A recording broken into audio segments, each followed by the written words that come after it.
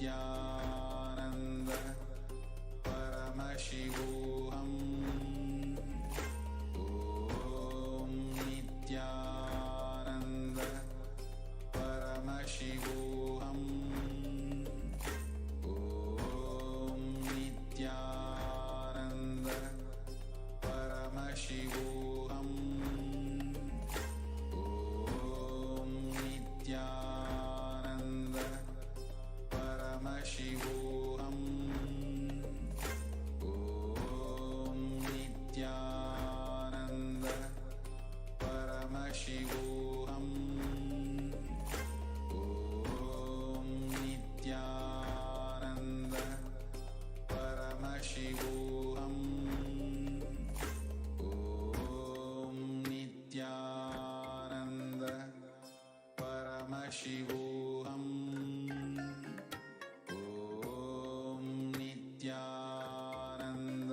Om Nithyananda Paramashivoham.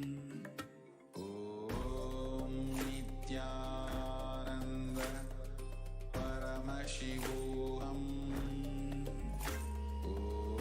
Om Nithyananda Paramashivoham. Om Nithyananda Paramashivoham. Om Nithyananda Paramashivoham. Om Nithyananda Paramashivoham. Nithyanandam Paramasukadam Kevalam Jnanamurtim Bandvatitam Gagana Sadrisham Tattvamasyaadilaksham Ekam Nityam Vimalam Achalam Sarvadi Sakshi Bhutam Bhavatitam Trigunarahitam Sadgurum Tam Namami. Nithyananda, I offer my humble obeisance, my humble pranam at the divine lotus feet of the Supreme Pontiff of Hinduism, Jagat Guru Mahasannidhanam, His Divine Holiness, Bhagavan Nithyananda Paramashivam. And I welcome each and every one of you who is joining us for this program today. I welcome each and every one of you who is joining us from all over the world, from Kailasa'S across the world, the spiritual de facto embassies, from the various different Devalayas, the Annalayas, Goshalas, Gurukuls, all of the celebrated Kailashians and e-Kailashians across the world. And I welcome each and every one of you who is joining us from the different social media platforms, Facebook, Instagram, Twitter, YouTube, and as well all the various social media platforms. And I welcome each and every one of you who is joining us from wherever you are at this time, from whichever time zone, from whichever language.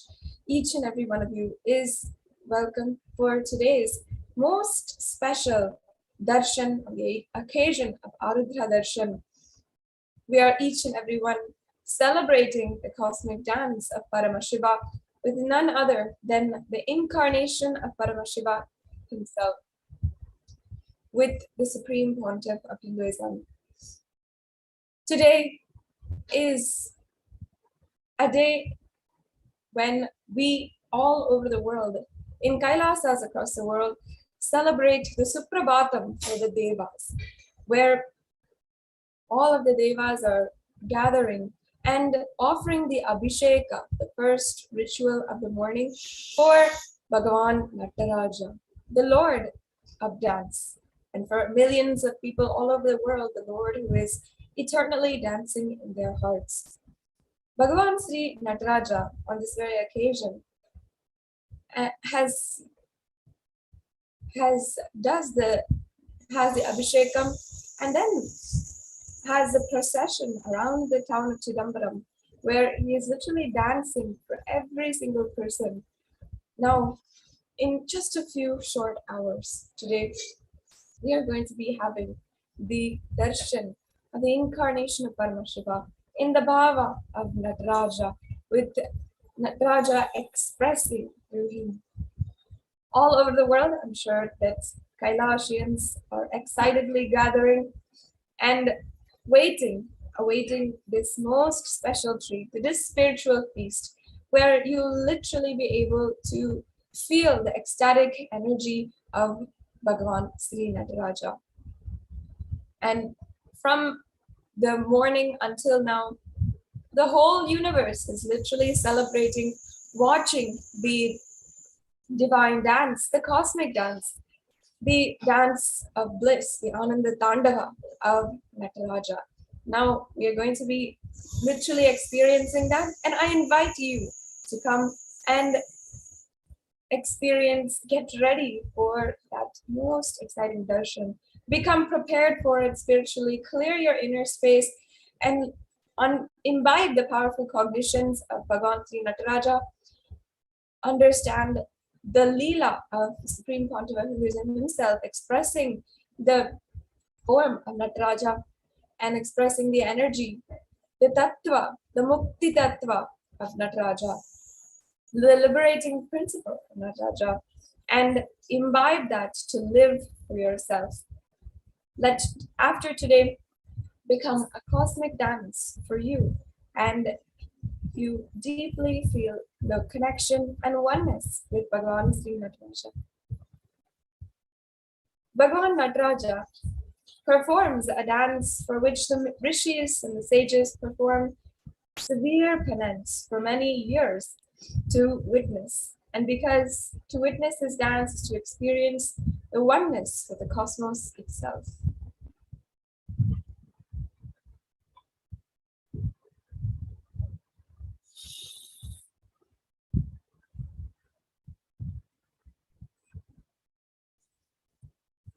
Paramashiva performs many leelas, and each action of the divine, there's 5 actions, becomes an independent energy. You connect with that energy, he gives you the same blessing.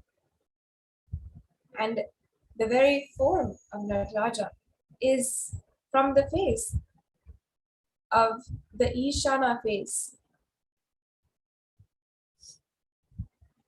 the liberating face of Paramashiva. Paramashiva has 5 faces, and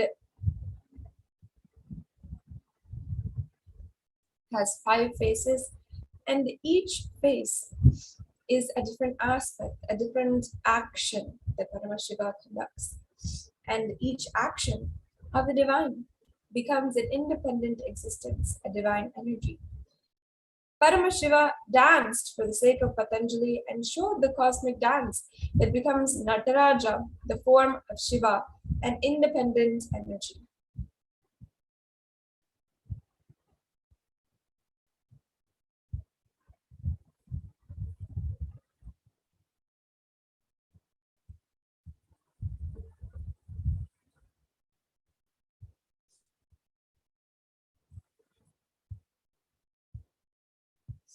Today, meditate on Nataraja and you will have the extraordinary spiritual experiences. Nataraja is the Lord of spiritual experiences, and any yogic spiritual experience you want, meditate on Nataraja.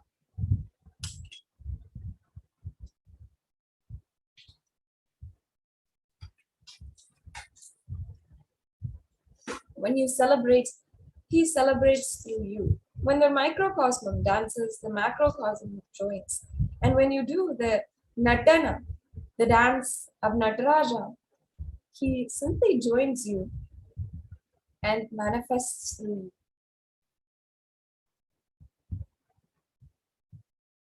The Ananda Tandava, the bliss dance of Nataraja, manifested from the Ishana face and the Ishana face in the space of Paramashiva.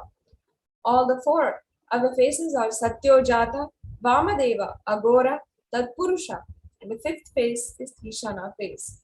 They are phases and faces of Paramashiva. And the Ishana face is the face, and the space. It is all 3. And nakshatras are the stellar constellations, excuse me, which have immense impact on life on planet Earth. And during the movement of the moon, when the moon resides in sync with a specific constellation, it makes that constellation's impact an experience in the life on planet Earth. So that is a little bit about how nakshatras work according to the science of Vedic astrology, which is time tested and verified in many, many different instances. And today,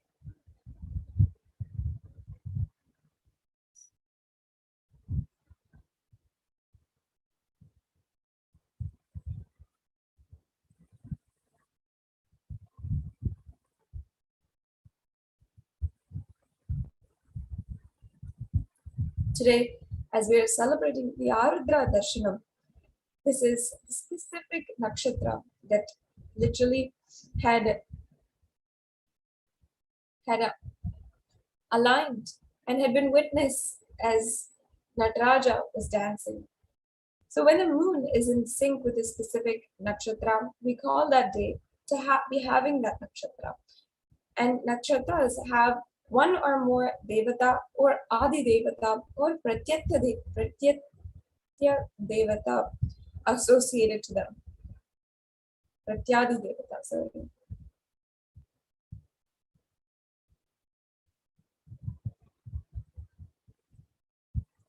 And the devata for the nakshatra of Arudra is Paramashivoham. And today is Arudra nakshatra.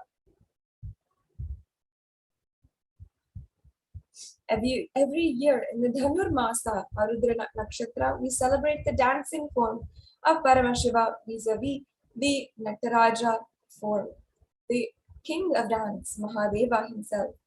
Arudra nakshatra is almost synonymous to Nataraja. And connecting with Nataraja on the day of Arudra will give full benefit or result of the worship or prayer done to him. Arudra is the most compassionate, blissful expression of Bhagavan Paramashiva.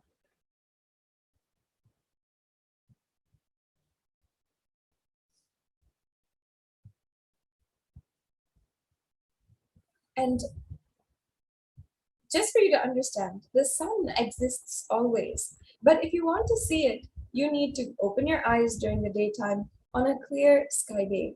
In the same way, Nataraja exists eternally. However, connecting to him on the day of the Arudra Nakshatra is the best time, and the easiest way to experience him and his utmost grace.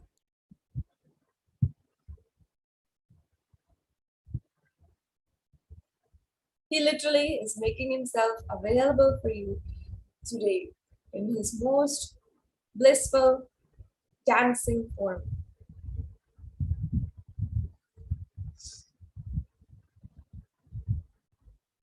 So now, before we're entering into the next segments of today's program, let us be introduced, just have a glimpse into the life of the Supreme Pontiff of Hinduism, without whom today we would not be able to experience this spiritual feast.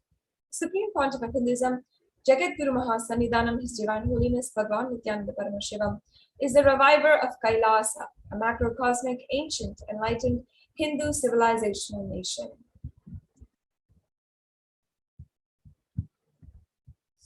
And as well, the Supreme Pontiff of Hinduism, from the very birth itself, was recognized by esteemed enlightened beings and incarnations, as well as his own predecessors and gurus that were the most influential gurus in the spiritual field in the 21st century, in the 20th century. And the Supreme Pontiff of Hinduism has since the time made the science of power manifestation, yoga, and temple-based lifestyle as a lifestyle of practical teaching for millions around the world. The Supreme Pontiff of Hinduism has also revived the ancient indigenous kingdoms. Today, the Supreme Pontiff of Hinduism is the present 293rd Jagat Guru Mahasannidhanam of the Kailasa'S Shamalapita Sarvagnya Peetham, having revived the religious and socio-spiritual activities of the Madurai Adinam, as well as the temples that are associated to it, and declared as the successor of the Arunachala Sarvagnya Peetham by his Guru Parampara at the mere age of 16. You can see here a few photographs of the Guru Parampara, Yogananda Puri, Isaki Swamigal, and Mata Vibhudananda Puri, and founded the mission of Nithyananda Sangha to revive Kailasa internationally in the year 1999, when the Supreme Pontiff of Hinduism was just 21, and founded Adi Kailasa'S Sarvajnapeetham. And here you can see the Supreme Pontiff of Hinduism consecrating the land of Adi Kailasa'S Sarvajnapeetham, which was once a forest but is today a sprawling city, a city for enlightenment. And declared as the successor of the Bhagyanagara Sripura Sarvajnapeetham on the 1st of January 2004. And as well, the incumbent emperor of the Suryavamsa Surangi Samrajya as well in 2004. And coronated as the successor of the Kashi Sarvajnapeetham.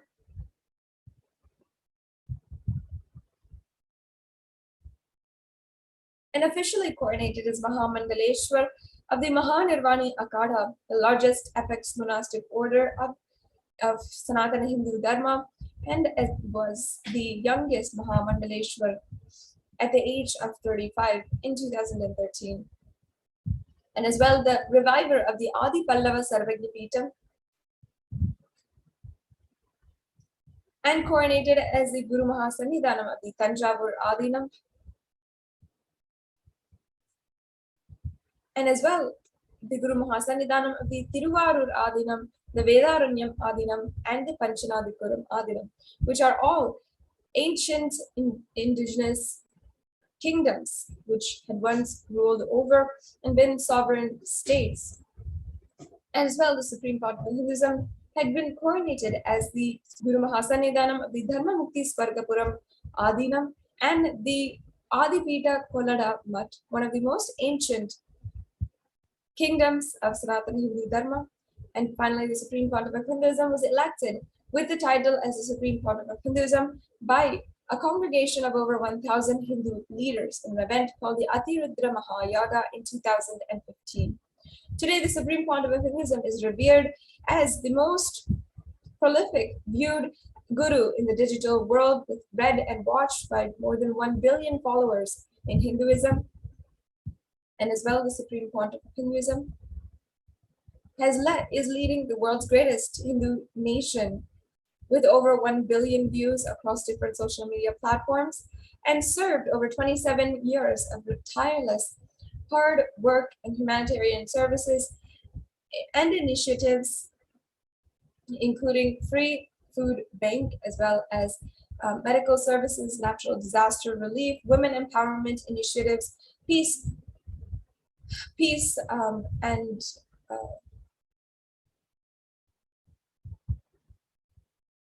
and sustainable Hindu practices as well. And the Supreme Pontiff of Hinduism has authored over 300 books and 10,000 articles in 3 languages, English, Tamil, and Sanskrit, and translated that into 50 languages with over 1,000 titles. You can have access to this gold mine of spiritual knowledge at www.books.nithyananda.org, available absolutely for free for anyone to download, to read, and to explore, to have access to this huge amount of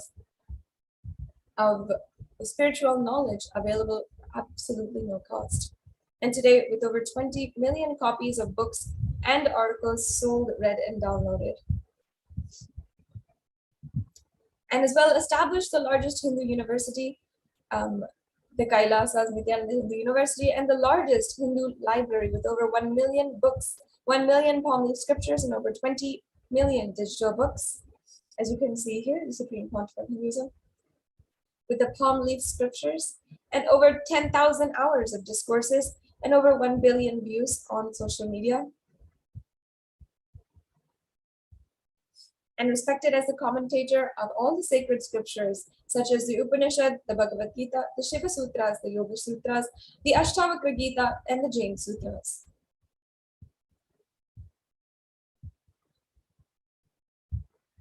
And honored as a leader of Hinduism, the most awarded internationally recognized Hindu leader, who is today recognized for his immense amount of hard work, bringing the Vedic sciences and reviving the Vedic sciences for the good of humanity today, with recognition from the United States Senate as well as the United States House of Representatives, as well as several other dignitaries and government officials from across the world.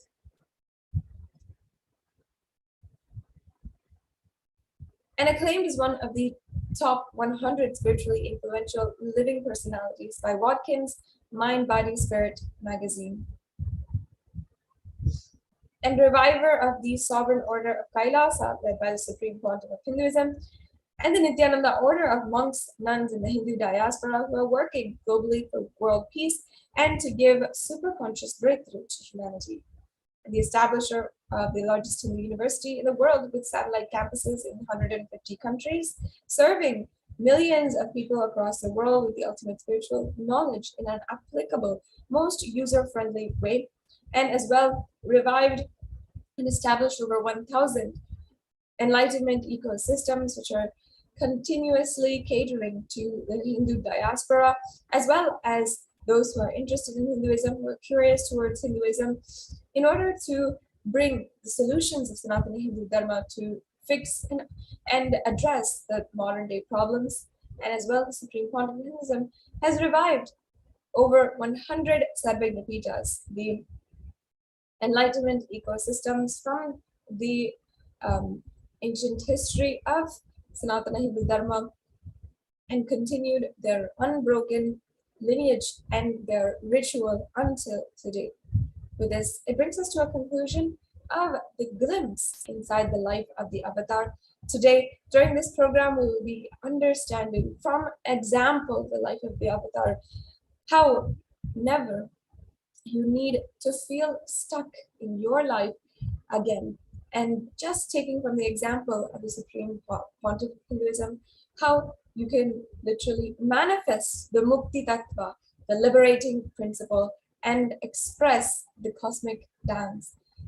Today, we are having such an exciting program, and I hope each and every one of you is getting ready, getting settled for just the next 4 hours. Completely dedicate yourself to imbibing these spiritual cognitions, understanding from the Supreme Pontiff of Hinduism directly the powerful cognitions behind the happening of Nataraja, and always ensure that you are imbibing, listening, internalizing continuously, and getting ready for the Darshan and Diksha of the Supreme Pontiff of Hinduism, manifesting Bhagavan Sri Nataraja. With this, we'll now be moving on into the next segment of today's program after a quick break. Om Nithyananda Paramashivoham. Om Nithyananda Paramashivoham. Om Nithyananda Paramashivoham. Om Nithyananda Paramashivoham. Om Nithyananda Paramashivoham. Om Nithyananda Paramashivoham. Om Nithyananda Paramashivoham.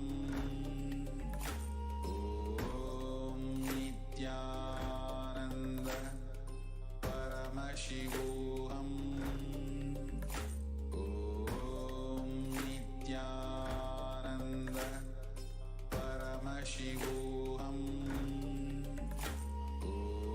Om Nithyananda Paramashivoham. Om Nithyananda Paramashivoham. Om Nithyananda Paramashivoham. Om Nithyananda Paramashivoham. Om Nithyananda Paramashivoham.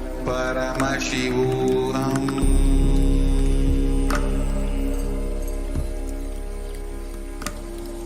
Om Nithyananda Paramashivoham.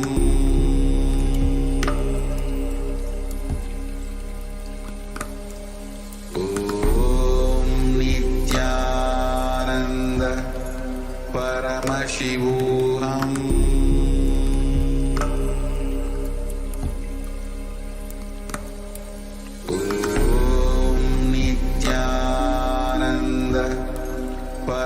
Paramashivoham.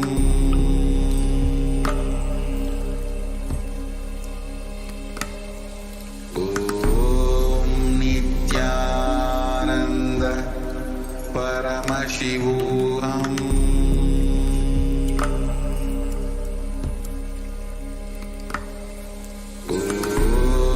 Nithyananda Paramashivoham. Paramashivoham.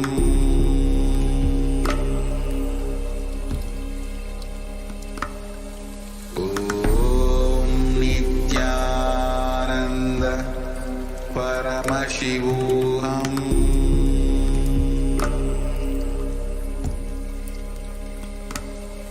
Om Nithyananda Paramashivoham.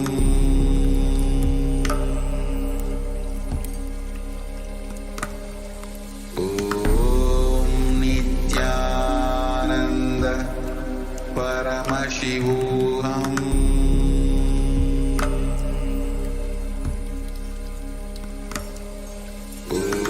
Om Nithyananda Paramashivoham.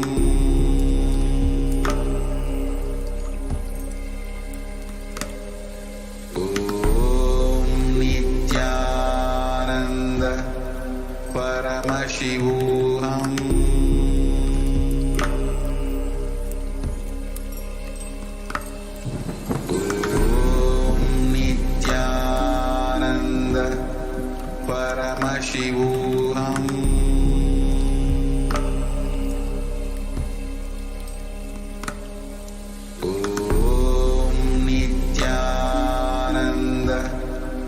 Paramashivoham.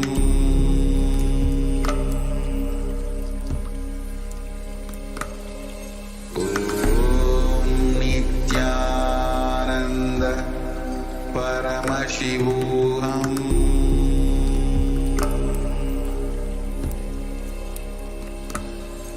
Om Nithyananda Paramashivoham. Paramashivoham. Om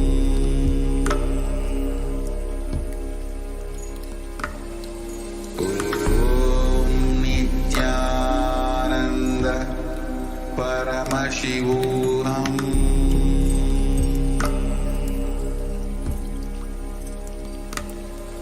Om Nithyananda Paramashivoham.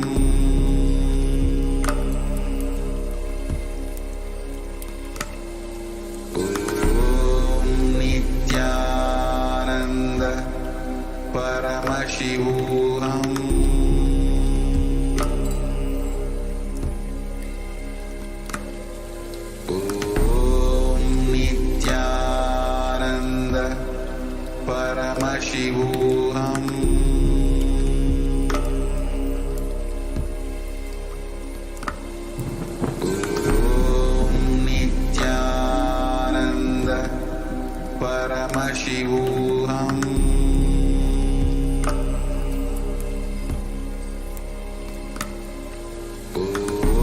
Om Nithyananda Paramashivoham.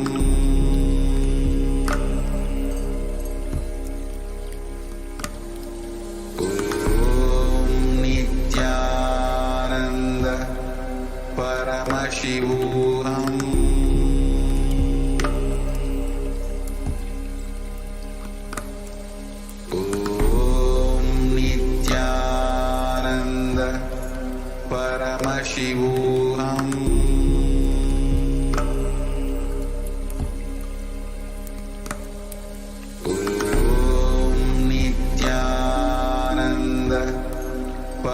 Paramashivoham.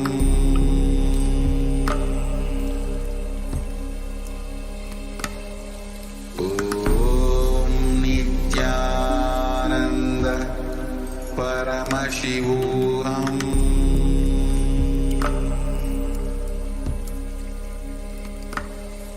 Om Nithyananda Paramashivoham.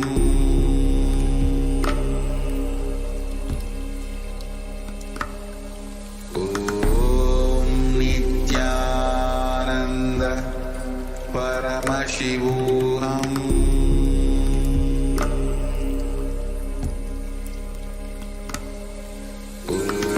Om Nithyananda Paramashivoham. Om Nithyananda Paramashivoham.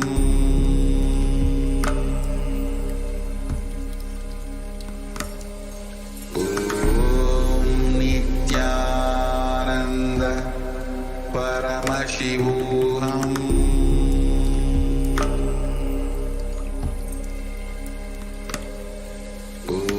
Om Nithyananda Paramashivoham.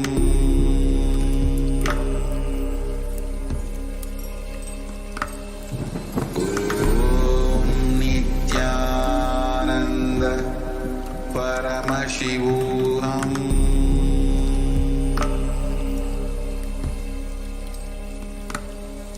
Om Nithyananda Paramashivoham.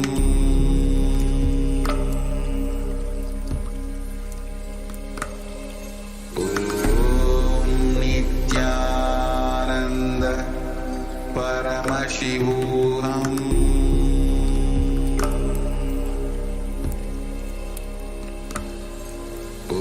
Om Nithyananda Paramashivoham.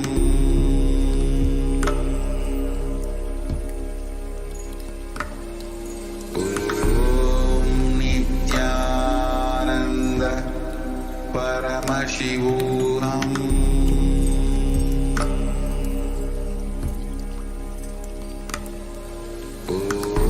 Om Nithyananda Paramashivoham. Om Nithyananda Paramashivoham.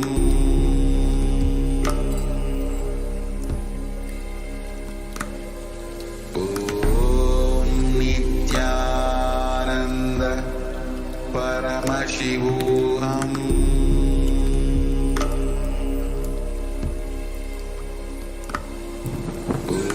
Om Nithyananda Paramashivoham.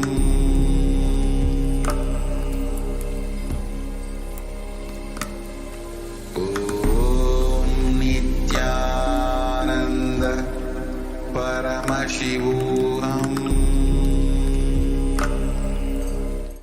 Nithyanandam Paramasukadam Kevalam Jnanamurtim Dvandvatitam Gahana Sadrusham Tattvamasyaadilaksham Ekam Nityam Vimalamachalam Sarvadi Sakshibhutam Bhavatitam Trigunarahitam Sadgurum Tam Namami.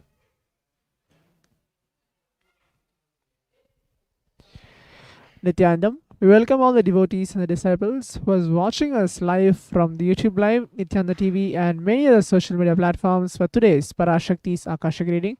And now we'll be entering into the next segment of the day, which is the Power Manifestation session, manifesting the Shaktis of Paramashiva. Today, as part of the Arudra Darshan, the Nataraja celebration, where we're going to be having and receiving Swamiji in the form of Nataraja, having the cosmic dance, where he is going to manifest himself and giving the Bhava Samaya Darshan to all of us. So now, we'll be having the power manifestation segment. Let us all look into that, which is manifesting the powers of third eye, seeing, reading, playing with your eyes blindfolded. Today, the Balasans of Nithyananda Yogis, the initiated disciples of the Supreme Pontiff of Hinduism, will now be demonstrating the powers of third eye and sharing with all the experience and results of the extraordinary manifestation of the divine powers which is awakened in us through Diksha initiation. In today's Bhavasmaya Darshan, all of us will be receiving the initiation into third eye awakening along with many of the spiritual sciences through Diksha. We'll be manifesting the following powers, which is the third eye, seeing with your eyes blindfolded. Third eye is a cosmic browsing center which is located between your brows, which upon initiation, one can effortlessly express powers and see through the third eye just as you do with your two eyes. So, what are Shaktis?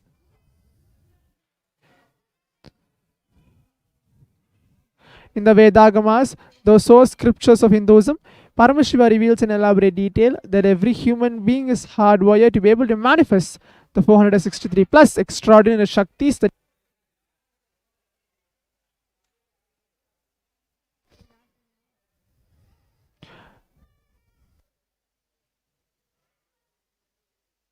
Shaktis are described as a system, method, and science for human beings to explore the various possibilities and powers and have access to various states of consciousness. Shaktis manifest from the fundamental cognition that you are divine. You need to manifest divine, and not you are man, you need to reach divine. Now, let us learn.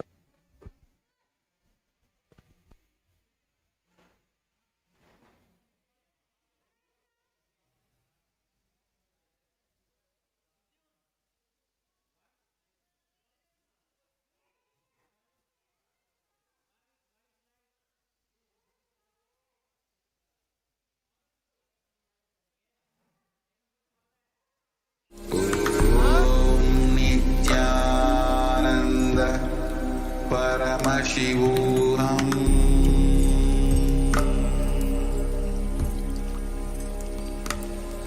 Om Nithyananda Paramashivoham.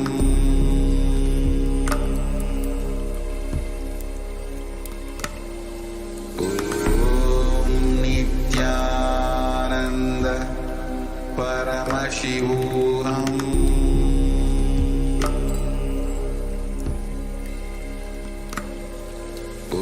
Om Nithyananda Paramashivoham.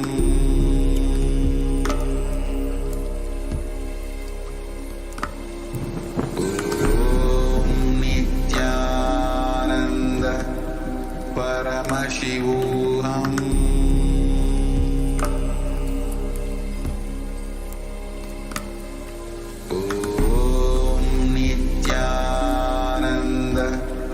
Paramashivoham.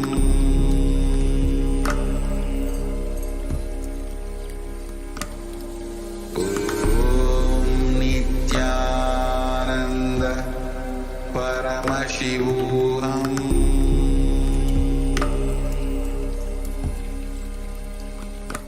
The Shaktis expressed from the space of enlightenment as a side effect of feeling connection to the divine and high integrity with the Guru. The Shaktis are the source of enlightenment, whereas Siddhis are powers that manifest from tapas or penance from enlightenment. Siddhis are on the path of enlightenment. The Shaktis of Paramashiva manifest through ordinary human beings in an extraordinary way after the initiation from the avatar. The Shaktis are permanent, whereas Siddhis are not permanent. Siddhis may divert you from the space of enlightenment. Paramashiva is a primordial divinity in Hinduism, the ultimate reality and cause, which is self-effulgent, Swayam Prakasha, all-pervading, unchanging beyond time, space, form, and causality. As the fundamental base of Avyakta, the unmanifest and Vyakta, the manifest existence, he performs the Panchakritya, the five cosmic acts of Shristi, creation, Sthiti, sovereign rulership and maintenance, Samhara, rejuvenation, Throbhava, pulling out a delusion, Anugraha, which is liberating grace for all living entities. The Supreme Pontiff of Hinduism, Jagadguru Mahasannidhanam, His Divine Holiness, Bhagavan Nithyananda Paramashivam, is an 1008th living incarnation and representative of Paramashiva, and the reviver of Kailasa, the ancient enlightened Hindu civilizational nation, the great cosmic borderless Hindu nation. Ever since the beginning of the civilization, the Sanatana Hindu Dharma has been the cradle of enlightened beings and highly advanced science. It was where the science of enlightenment powers, Shaktis, was lived and taught as a lifestyle. For the first time in modern day, the Supreme Pontiff of Hinduism is reviving these yogic sciences and transmitting it to the world at record breaking pace, never accomplished before. The knowledge and science of manifesting these Shaktis are passed down from one generation to the next through Diksha, initiation by the enlightened Gurus. Supreme Pontiff of Hinduism, being recognized as an incarnation at a very young age, was trained and taught these sciences to revive the initiation and knowledge repositories for billions to manifest the science of power manifestation from the disciplines of Vedanta, Tantra and Sri Vidya, Yoga and Yogic powers, Mantra Shastra, Siddha Vidya, science of Aushadha, Advaita and Bhakti Yoga, Paramashivoham and Paramashivoham. So, how to awaken the divine Shaktis in us? Every ultimate truth, which is a jnana, mapped into your consciousness, prajna, manifests as a possibility and power of every being, prajnana. Now let us watch the short video, what is Diksha, which is getting initiated from the avatar to the disciple.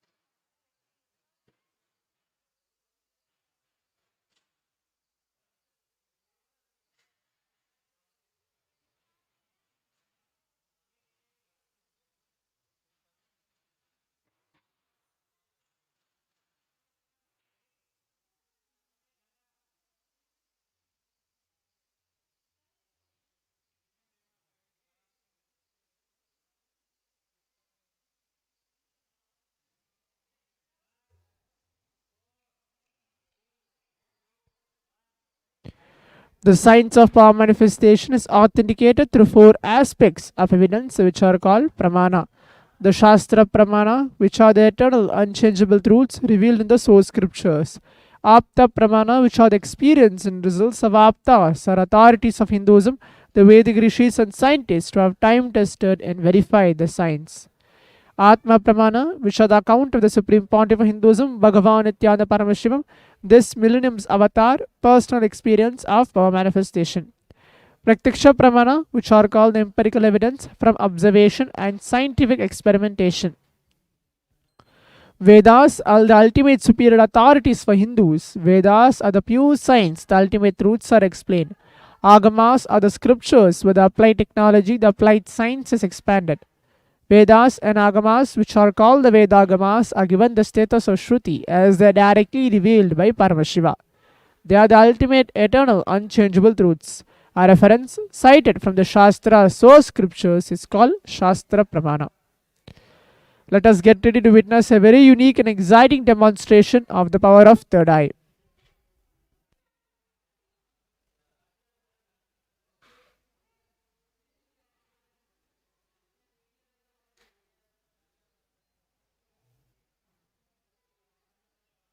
We have the scriptural reference now to manifest the powers of third eye, which is going to be recited.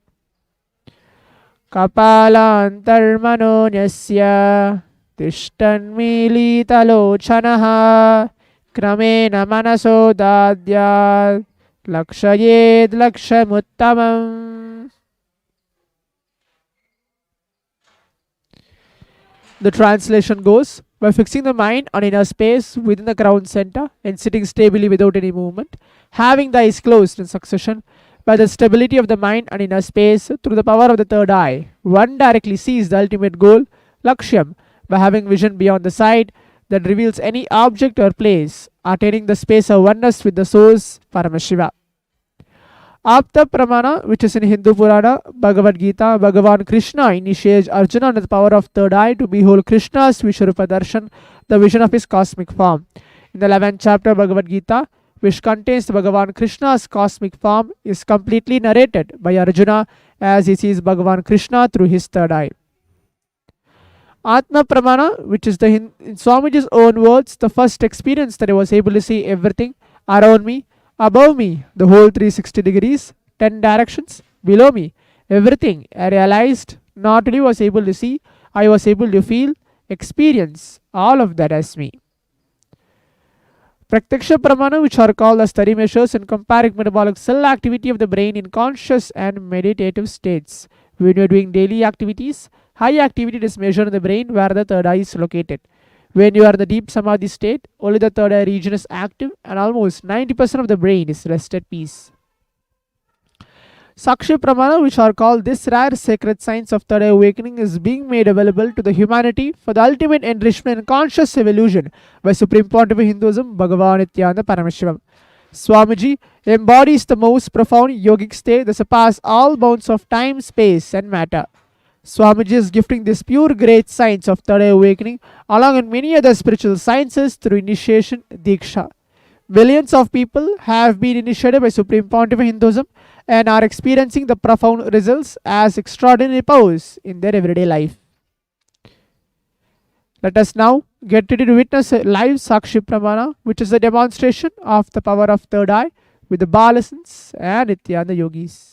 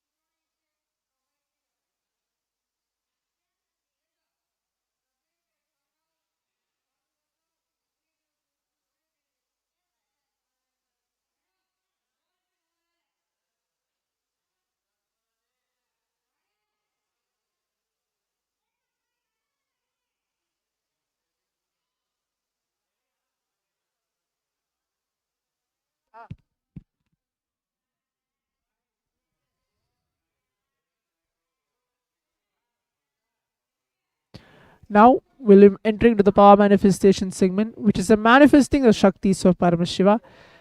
Let us all connect ourselves in the space of oneness with Swamiji, having the simple cognition. Paramashiva is real, the simple obedience to the Master. That Swamiji is manifesting in all of our lives. Today, in the auspicious day of Nataraja, where Swamiji is going to be given the Bhavasmaya Darshan of Nataraja himself, he is going to come down as Nataraja and given the boon and blessings to all of us. So let us all connect ourselves by remembering Swamiji in the form of Nataraja and manifest the power. Before entering to this manifestation, let us all watch the short oneness capsule of remembering Swamiji by chanting the Mahavakya continuously while watching the oneness capsule.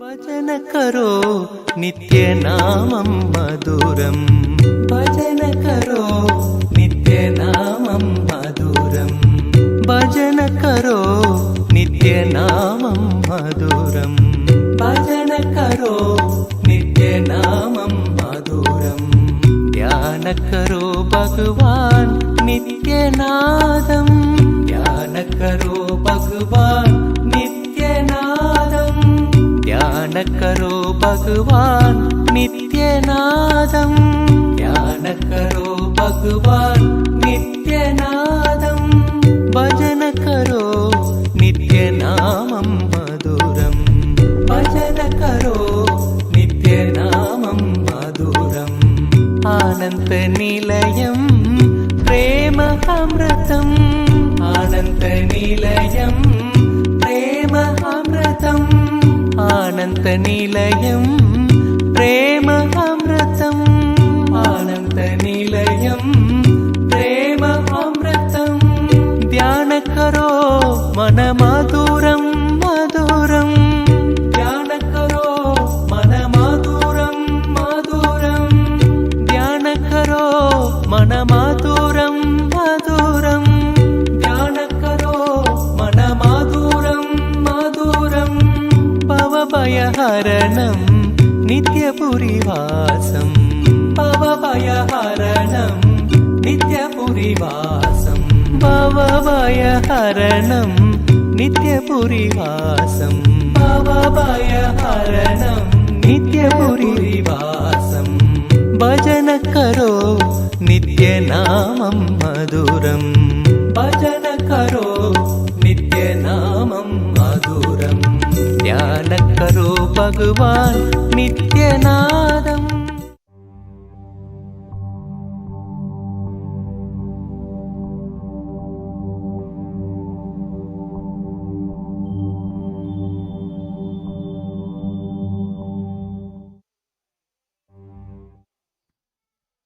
Now, let us all enter to the power manifestation segment, manifesting the Shaktis of Paramashiva.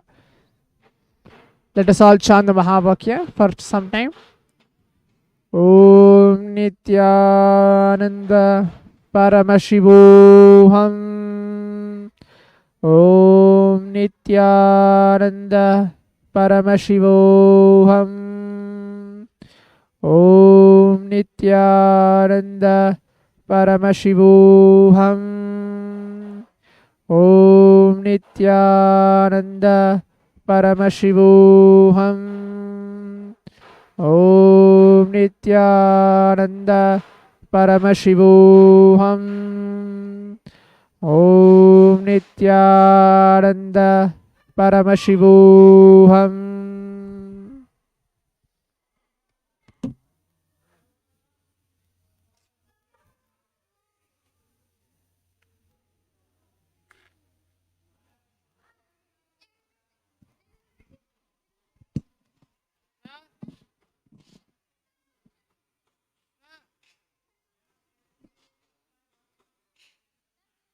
Everything related to the body.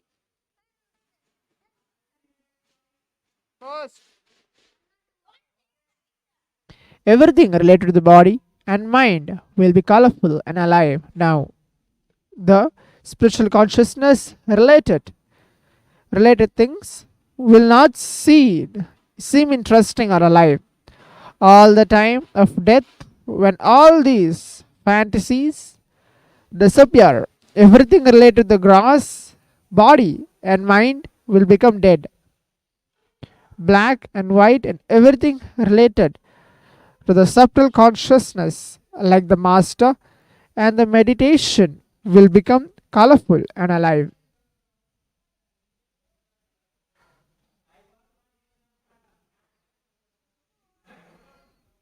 When I work on your samskaras, you may think I have my vested interest of fear or greed. Be very clear. When you think this of me, you are only projecting the fear and greed that you have onto me and think that I have these. Enlightened masters are such, don't have any fear or greed. I work on your engrams because you represent me thousands of times in thousands of births. So these are the two posts where we have just witnessed the Sakshi Pramana, the live demonstration of this power of third eye. With this, we come to the conclusion of today's power manifestation segment. Stay tuned for the next session after the short break. Today, as we all going to experience Nataraja, experiencing the form, cosmic dance of Nataraja himself. Stay tuned for the next session after the short break. Thank you, Nithyananda.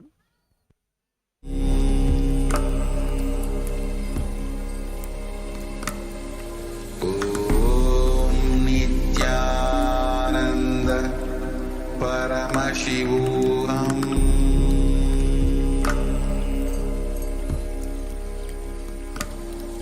Om Nithyananda Paramashivoham.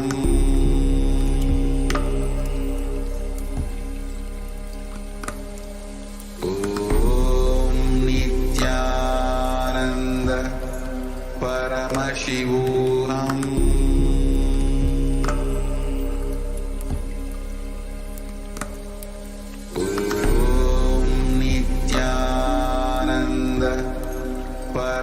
Paramashivoham. Om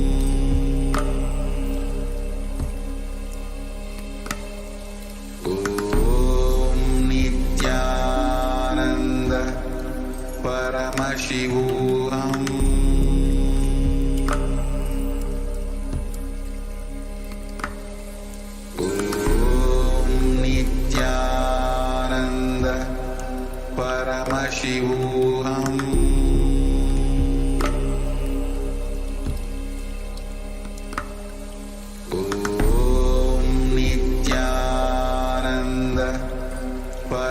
Paramashivoham.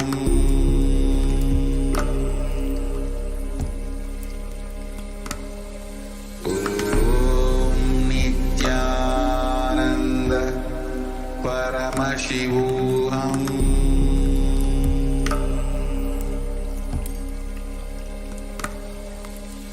Om Nithyananda Paramashivoham.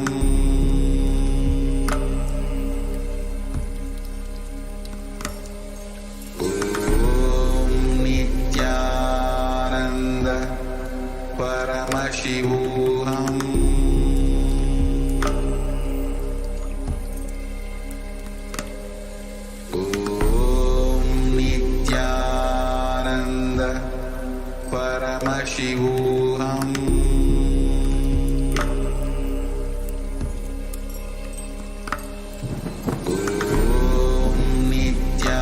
Nithyananda Paramashivoham.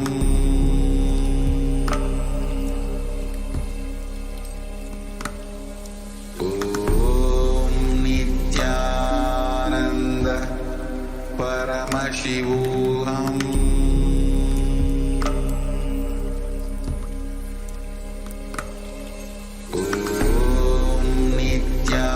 Nithyananda Paramashivoham.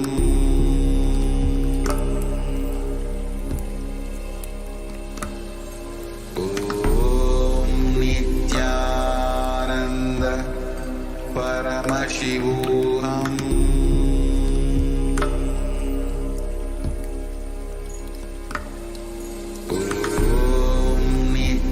Nithyananda Paramashivoham.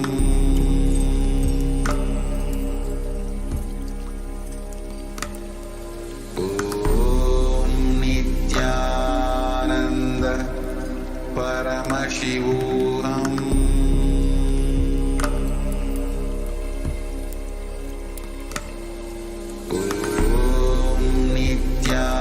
Nithyananda Paramashivoham.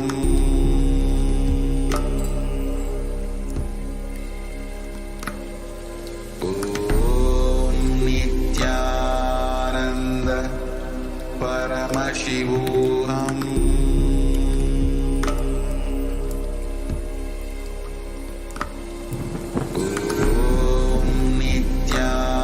Nithyananda Paramashivoham.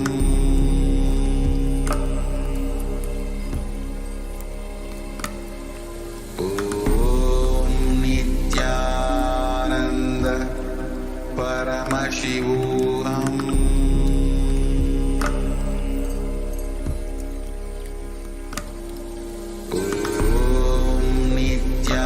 Nithyananda Paramashivoham.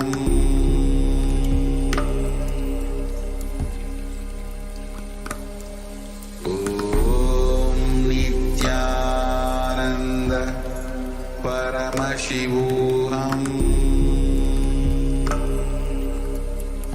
Voham.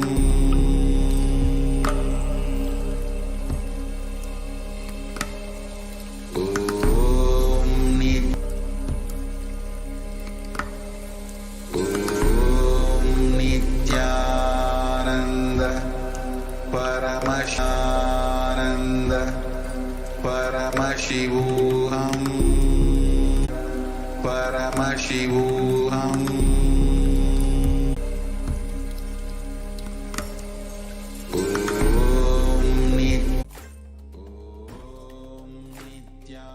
Nithyananda Paramashivoham.